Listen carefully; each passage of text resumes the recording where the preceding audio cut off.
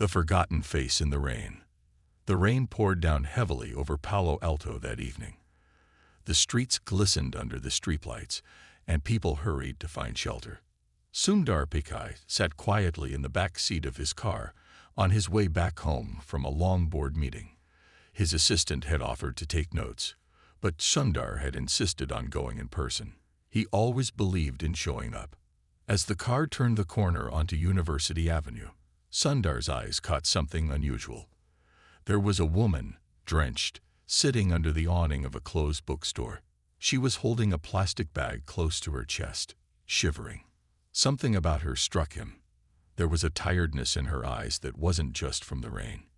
It was deeper, emotional, painful, familiar. "Can we stop for a minute?" Sundar asked his driver. The driver hesitated, but pulled over. Sundar stepped out into the rain and slowly approached the woman. She looked up, startled. Her face was age, worn by years of hardship, but Sundar saw it immediately. Her name was Meena. 30 years ago, she was the housemaid in his childhood home in Chennai. She had helped raise him when his parents were away working. She used to cook for him, wake him up for school, and even sew his torn socks. "Meena?" Sundar asked, gently. She blinked. Her lips trembled. Then her expression changed. "Sundar, is it really you?" He nodded, speechless for a moment. The memory of her warm smile, her gentle touch when he'd fall sick, it all came back in a rush. She burst into tears. "I never thought I'd see you again. You became everything the world talks about. And look at me." She looked down, ashamed. Sundar knelt beside her, completely unfazed by the pouring rain. "What happened?" he asked, voice soft, steady. "After your family moved to the US, I stayed back. But times got hard. My husband passed. I moved here to work, thinking I'd find better opportunities. But the years weren't kind. Cleaning jobs, temporary work. And now I can't even pay my rent," she said, choking on her words. "They're going to evict me next week."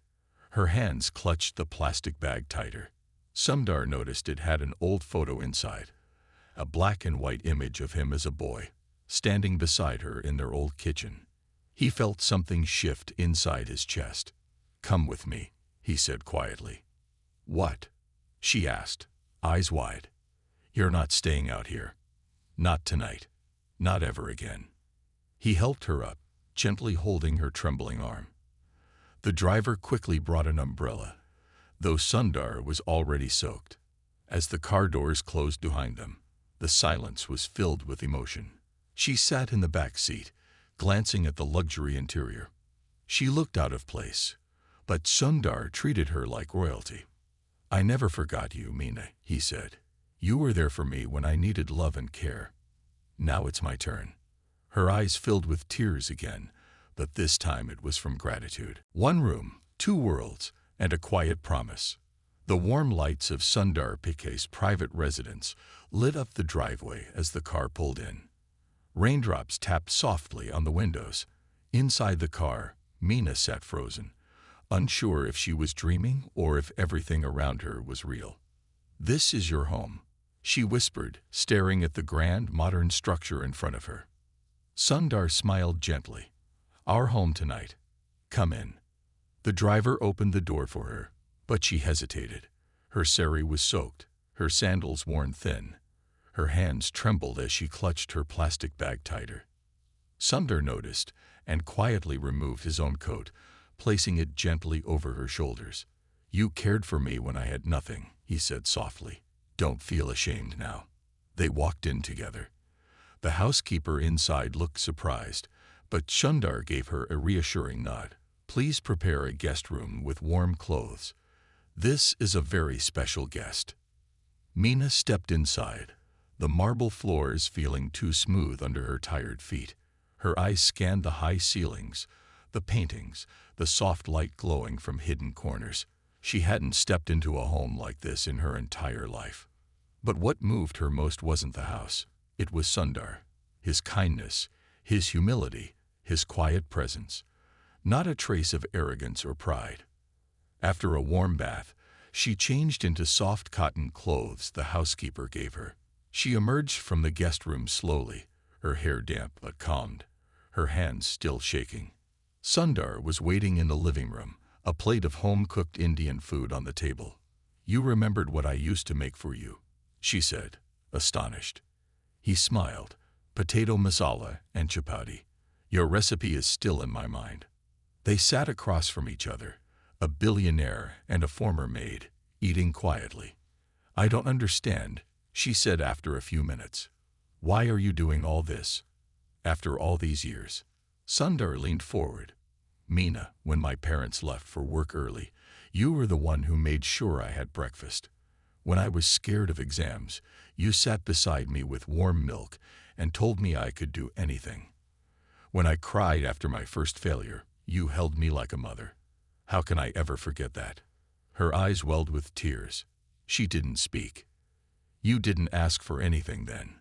But now that you're in trouble, I won't stand by." "But I'm just nobody now," she said. Sundar shook his head. "You're never nobody to someone you helped grow." That night, she slept in a room bigger than any she'd ever seen. She kept the lights on, not because she was afraid of the dark, but because she wanted to make sure it wasn't all a dream. The next morning, Sundar had already left for a meeting, but he left behind a note on the bedside table. "Dear Meena, rest as long as you need. Everything is taken care of. The next chapter of your life starts today. I haven't told anyone yet, but I have a plan, and you're the center of it. With love, Sundar." Meanwhile, across town, Sundar sat in a quiet meeting room, not with executives or engineers, but with a small group of social workers. "I want to start a new initiative," he said. "We'll call it Project Second Home. It'll help elder workers who gave their whole lives serving others, but were forgotten by the system." They listened in silence as Sundar shared Meena's story, without her name. He told them about the millions like her who slipped through the cracks after a life of service. "But this one is personal," he added. He wasn't doing it for media. He didn't want press. But what he didn't know was that the security camera footage from the bookstore awning had gone viral overnight. A random passerby had posted a blurry clip of Sundar kneeling in the rain beside an elderly woman, helping her into his car. "Is that Sundar Pichai?" the caption read. "Who is that woman?" He got out of a luxury car, in the rain, to help her. By the time he returned home that evening, the internet had exploded with speculation. Hashtags like #Sundaranthimade and #TrueKindness were trending worldwide. But Sundar didn't even check his phone.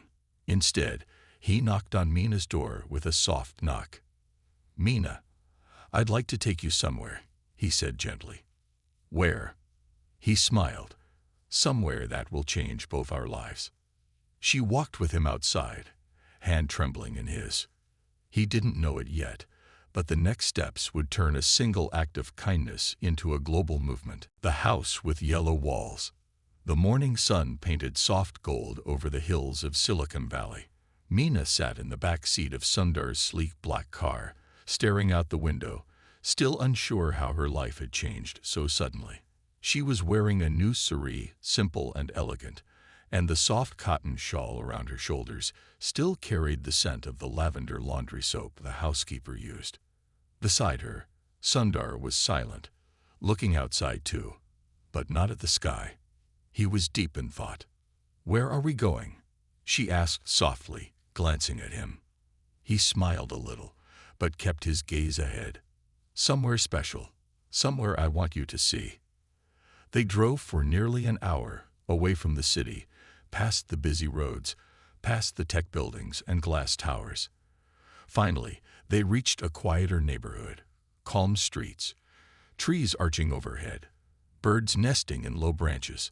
The car stopped in front of a small, brightly colored house with yellow walls and a red-tiled roof. It looked different from the modern world they had left behind. A wooden swing hung from the porch. Flower pots lined the stairs. It was modest, yet full of warmth. "What is this place?" Meena asked, stepping out slowly. "This," Sundar said, walking beside her, "is a home we've just built."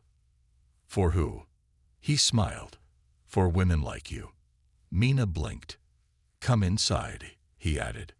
They walked in. The walls were painted with calm pastel shades. There were photographs of landscapes, framed hand-woven fabrics on display, and in the corner, a large open kitchen that smelled faintly of cardamom and cinnamon. In the back room, a few elderly women were sitting in a circle, laughing gently as they folded napkins and chatted in Tamil, Hindi, and English. They were caretakers, cooks, maids, women who had spent their lives helping others, but had no place to go in their later years. Meena stopped in her tracks. One of the women looked up and gasped. "Meena," she said, her eyes lighting up. "Is that really you?" Meena turned slowly, recognizing her old friend, Leela, who had worked in the flat next door back in Chennai decades ago. They embraced, both crying, both laughing. "You two know each other?" Sundar asked with a chuckle. "We grew up working side by side," Leela said. "I thought I'd never see her again." The room filled with soft laughter and joyful tears. Sundar turned to Meena. "This home is part of a bigger project. It's not a charity. It's a community, a place of dignity. You'll be helping run it. You'll be guiding others who are lost, and I'll be here to support you." "Me?" she asked, stunned. "Why me?" "Because you are strong, and because no one knows how to care for others better than someone who's been through the struggle herself." Meena's hands shook. "I've never owned anything. I don't know if I can." "You don't have to own it," Sundar said. "You just have to lead it." Meanwhile, across the world, the story had spread like wildfire. News outlets had picked up the viral video. But now, with satellite images, social media analysis, and insider reports, they confirmed what many were speculating. Sundar Pichai, CEO of one of the world's biggest tech companies, had been seen helping an elderly woman off the street, and then was building homes for others like her. Journalists flooded the area, but Sundar refused interviews. "This is not about me," he said in one brief email to a reporter. "This is about honoring those who are forgotten." Still, the media couldn't resist. Cameras flew over the Yellow House. Influencers posted selfies in front of it. But inside, Sundar made sure the women remained protected and respected. Every guest had to be approved. No one could exploit their privacy. But one thing changed everything. A photo surfaced online. An old photo. From a time before Google, before Silicon Valley, before Sundar was a global figure. It was a small, faded image from 1986. A little boy in a school uniform. A woman in a sari, smiling, her hand on his head. A user zoomed in. The boy was young Sundar. The woman? Meena. The caption read, "This woman once helped raise him. Now he's helping raise her." Within hours, it had 2.3 million shares. Hashtags exploded. Hashtag Project Secondhome. Hashtag Sundar's Legacy. Hashtag Forgotten No More. That evening, Sundar and Meena sat on the porch swing of the Yellow House, watching the sun go down. "I don't deserve all this attention," she said. "You don't need to," he replied.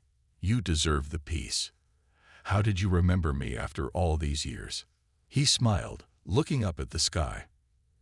"You once told me, when you make tea for someone, always make it with love, even if they forget your name. They'll remember the warmth." She gasped. "I never forgot that warmth, Meena," Sundar said. "Never." The press conference no one expected. The morning air in Mountain View was buzzing with tension.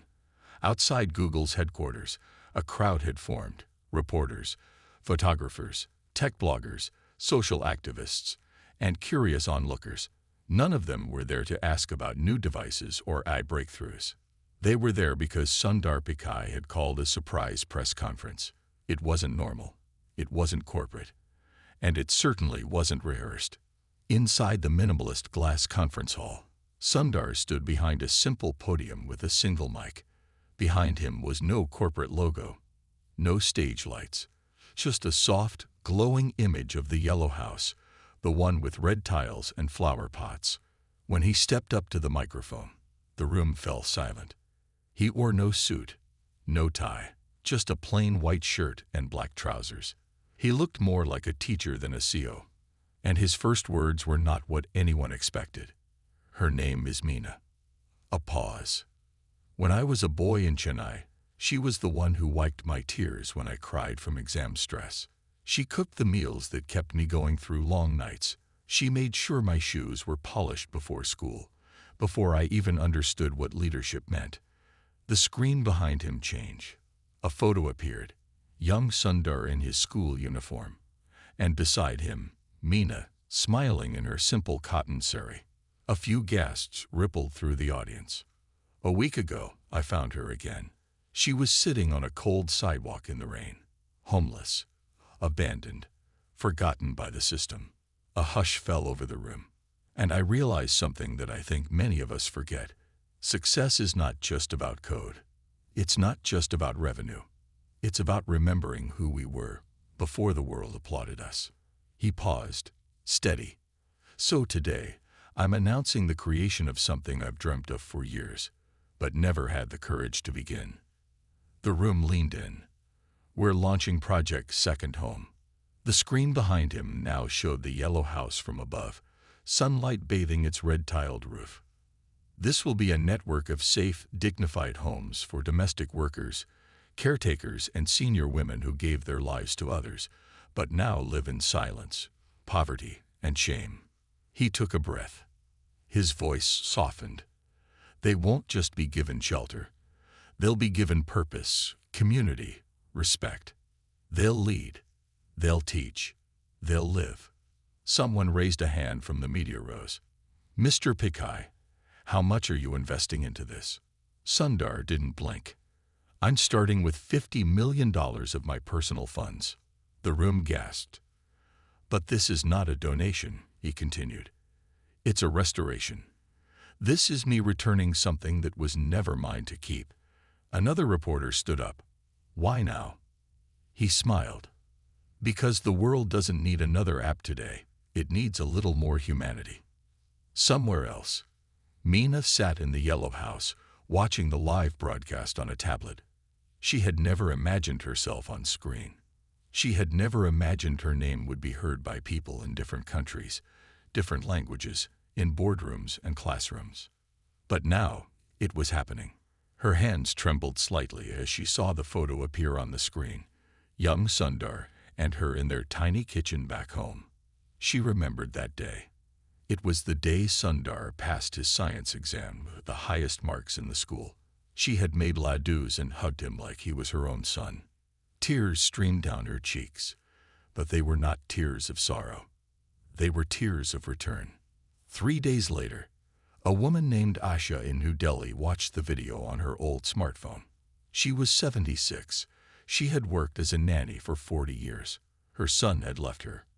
Her knees hurt when she walked. But as she watched Sundar's speech, something in her shifted. In Brazil, a woman named Lucinda held her chest and wept. She had been a cleaner in Sao Paulo for decades. Now, she lived alone in a single room behind a warehouse. But that speech, that home, that possibility, it meant something. And in Kenya, in Canada, in Indonesia, stories began to flood in. Emails, letters, comments. This is my story too. Thank you for remembering us. We thought no one cared. Back in California, Sundar returned to the yellow house later that night. He found Meena watering the plants, humming a tune she used to sing while sweeping their house in Chennai. He watched her for a moment before saying, "You've become famous."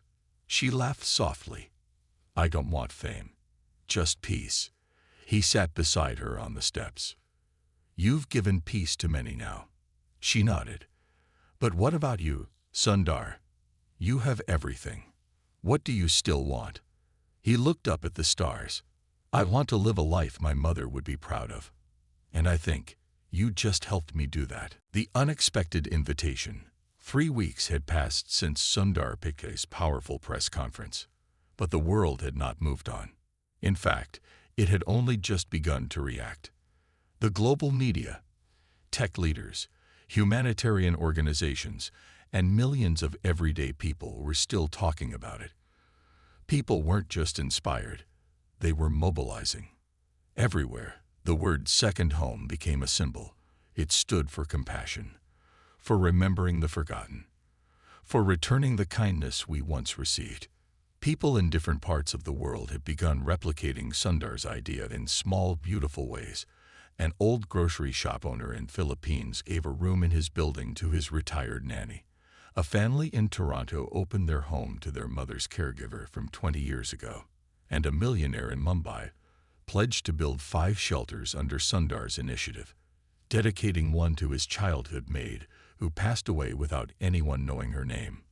The world was shifting, quietly, profoundly. Meanwhile, in the yellow house, Meena had become the gentle heart of the home. She didn't just live there, she led. Every morning, she would wake up early, light a stick of incense near the window, and whisper a small prayer for all the women around her. She helped organize the kitchen, taught the others how to make traditional dishes from her region, and even started writing little stories in a small red notebook Sundar had gifted her. Every time he visited, she would greet him at the gate with a soft smile, offering him a cup of tea and a plate of freshly made snacks. They didn't talk much about the fame. Sundar didn't like it, and Meena didn't understand it. What mattered more to both of them was peace, quiet, and the dignity returning to women who had lost their voices long ago. But everything changed one Thursday morning. A letter arrived at the house. It wasn't delivered by regular mail. A young woman in a navy blue blazer walked up the porch steps, asked for Madam Meena, and handed her a thick cream-colored envelope with a golden seal. Confused, Meena opened it slowly, sitting under the neem tree in the backyard. Her eyes scanned the first few lines. Then she gasped. She dropped the letter on her lap, hand shaking, and stared into the distance. A few of the women nearby rushed over. "What is it, Meena? Are you okay?" She looked at them with wide, watery eyes. "They want me to speak." "Who does?" they asked. "The United Nations. New York City, 2 weeks later." For the first time in her life, Meena sat on a plane. Sundar had flown with her personally. He had bought her a soft cream-colored shawl and a small purse for her passport. He sat beside her the whole way, calming her nerves, explaining everything gently. "What do I even say to them?" she asked quietly, clutching the shawl. "Just tell your story," he said. "That's more powerful than anything." When they landed, the media was already outside. The woman who had once swept kitchens and mopped marble floors was now walking into one of the world's biggest institutions. The United Nations Summit on Dignity and Labor had been quickly renamed to include one more phrase: "Voices we forgot." And Meena was the keynote speaker. Inside the hall, there were diplomats, humanitarians, CEOs, presidents, royalty. But when Meena stepped up to the microphone in her light blue sari and soft sandals, the room went still. She took a breath. Then she began. "When I was 13, I cleaned the floors of rich homes. I learned to stay silent. I was told it wasn't my place to dream. So I never did." The audience listened, stunned. "I raised other people's children. I cooked meals for families I'd never call mine. And when I was old, I was thrown away like an old dishcloth." Meena paused, her voice trembling. "But then one of those children grew up, and he found me again, not to pity me, but to give me a place to live, and to remind me that I was never invisible." A few people in the audience were wiping tears. "My story is not rare," she said. "There are millions like me. And if we do not speak for them now, they will die with their stories still locked inside them." She looked down briefly, then added softly, "I am not a hero. I am just remembered." And the room stood in silence before rising into a thunderous standing ovation. Later that night, Meena stood on the rooftop of the hotel, looking out at the skyline of New York. The city lights shimmered like stars below. Sundar walked up beside her. "You were incredible today," he said. "I was scared," she admitted. "And yet you still stood." She smiled gently. "Do you think the world will really change?" she asked. He nodded slowly. "It already has." The award she never asked for. It had been 5 days since Meena gave her speech at the United Nations. The world had not stopped talking about her. Across countries and languages, people watched the video of a woman in a soft blue sari telling the world about dignity, loss, memory, and kindness. It had gone viral not because she was loud, but because she was real. The internet gave her many names. The mother of forgotten workers. The voice of quiet dignity. Alma of the world. But for Meena, life hadn't changed much. She had returned to the yellow house.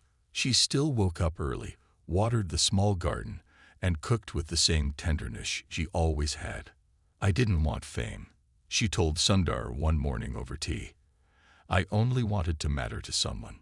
Sundar smiled gently. "You do. More than you know."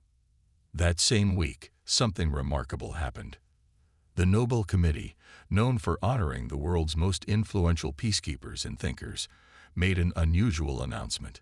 They revealed a new recognition category under their humanitarian branch: lifetime service in silent labor. And the very first name they nominated: Meena. The announcement swept across every major news platform. People from the lowest slums to the richest towers heard about it. Factory workers clapped in break rooms. Old caretakers in nursing homes smiled quietly. A maid in a small house in Colombo whispered to her friend, "Maybe one day, they will remember me too." At the Yellow House, the announcement brought celebration, but Meena didn't feel joy at first. She sat alone in her room, a small clay diya glowing near the window. She looked at a letter that came with the nomination. It was formal, respectful, beautiful. But it also made her cry.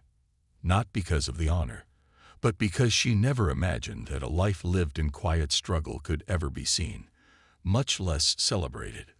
Sundar found her there. "You don't seem happy," he said gently. She shook her head. "Not unhappy, just overwhelmed. I don't even have a degree. I don't have speeches. I don't even know how to write properly." Sundar sat beside her. "Meena," he said softly, "you may not have letters after your name, but the world is using your name to teach love now." She looked up at him. "What will they expect me to do?" "Just keep being you." Later that month, the award ceremony was held in Oslo, Norway. Meena didn't want to go at first. She felt shy, small. But the world wanted her to know she was not small anymore. She wore a white silk sari with a lavender border. Sundar accompanied her, walking beside her not as a CEO, but as someone who had been raised by her hands. When they walked into the grand hall, everyone stood. Not because of her title, not because of her status. They stood because the world had learned to recognize service without spotlight. On stage, Meena didn't give a long speech. She simply said, "I don't have big words. I only have a big heart, and I thank you for seeing it." And with that, the audience once again gave her the one thing she had never asked for, but deeply deserved: respect. Weeks passed, and soon, Sundar began to expand Project Second Home into something even bigger. It wasn't just about building shelters anymore. It was about education, healthcare, legal rights for elderly domestic workers, and even teaching them basic tech literacy so they could reconnect with families, write stories, and share their voice online. Phase 2 of the project launched quietly. The Meena Fund, a global grant program to support women in unrecognized labor. "We won't let anyone disappear in silence again," Sundar said in a rare interview. "If we remember those who helped build our lives, we build a better world." One evening, back at the Yellow House, Meena sat on the front porch with a group of young volunteers who had come to help. They were from different countries: Mexico, India, Kenya, France, All of them were in their 20s, all of them inspired by her. She was telling them a story from her early days in Chennai, about how she once dropped a pot of curry, but hid it by quickly remaking it with just potatoes and salt. Everyone had laughed and still praised the flavor. The young volunteers laughed too. One of them, a girl from Peru, said softly, "Amma, you make us believe the world can be kind again." Meena smiled and looked out at the stars. "Kindness is not a miracle," she said. "It is just a choice we forgot we could make. The story they will tell after we are gone." Time moved forward quietly. Months passed. Seasons changed. The yellow house bloomed with new life. What began as one small home grew into a constellation. Over 50 second homes had been built in 12 countries. Each one had the same yellow walls, the same red-tiled roofs, the same spirit. And at the heart of it all, still, was Meena. One morning, Sundar arrived at the yellow house unannounced, carrying a small box in his hand. He found Meena in the garden, surrounded by children from the local school. They came every Sunday to help with planting herbs and flowers, but they also came because they loved to listen to Amma Meena's stories. She was telling one about a boy who dreamed of making computers with invisible wires. The kids laughed. When she saw Sundar, her face lit up. "You're early," she said. "Couldn't wait," he replied. They sat together under the mango tree. Sundar opened the box and revealed a hand-carved wooden plaque. On it, written in gold letters, were the words, "The Meena Foundation for Silent Strength." She stared at it in silence. "We've registered it globally," he said. "This will fund second homes in every continent, and train volunteers, and collect forgotten stories." She touched the plaque, her fingers trembling slightly. "What did I ever do to deserve this?" she whispered. He looked at her, gently. "You stayed kind when the world wasn't watching. That's harder than building a company." That night, the entire yellow house glowed with soft lights. Candles lined the paths. Flowers hung from the windows. It was the annual home celebration, a new tradition they had created together. Meena wore a deep green sari with golden threads. Her hair was tied back neatly, and a jasmine flower tucked behind her ear. People came from around the world. Volunteers, women from different homes, even former employers who had come to apologize, to reconnect, to be part of something greater. One elderly man walked up to Meena with teary eyes. "I was cruel to the woman who cleaned my home for 30 years, he said. "She died last year. I never said thank you." Meena held his hands and said softly, "Then say it now. To every woman you meet who reminds you of her." A moment of silence. As the night drew to a close, they all stood together in the garden. Sundar stepped forward and lit a lantern. "This is for every maid who was never named, every caretaker who was never thanked, every woman who gave her strength and vanished quietly." Hundreds of lanterns were released into the night sky. A soft glow floated upward. The air was still. The stars watched in silence. Meena whispered a line from a poem she had written in her red notebook. "Our names were never in books, but we built the stories others lived in." Some months later, Meena grew older, her steps slower, her voice quieter. One day, she sat on the same porch swing, her red notebook in hand, and watched the sun set over the hill. Sundar arrived and sat beside her, as always. "Tired?" he asked. "No," she smiled. "Just peaceful." They sat in silence.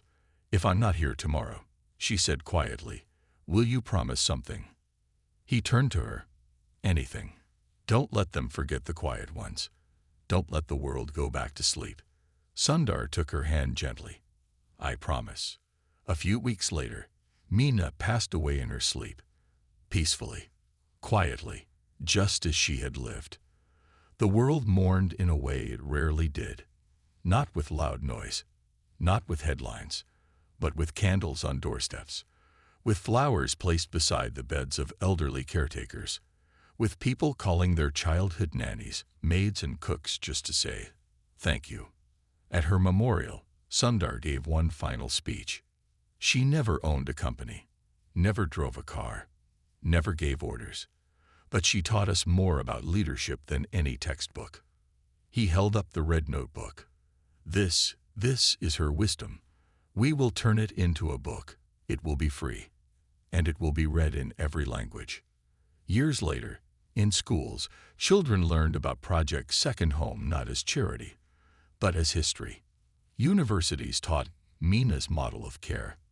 Humanitarian awards were named after her, and every time someone launched a new home, they placed a small photo of Meena on the front wall, smiling, standing barefoot in a simple sari. And every time a worker somewhere in the world sat down to rest in a clean, safe place, someone would whisper her name. This is because of Meena.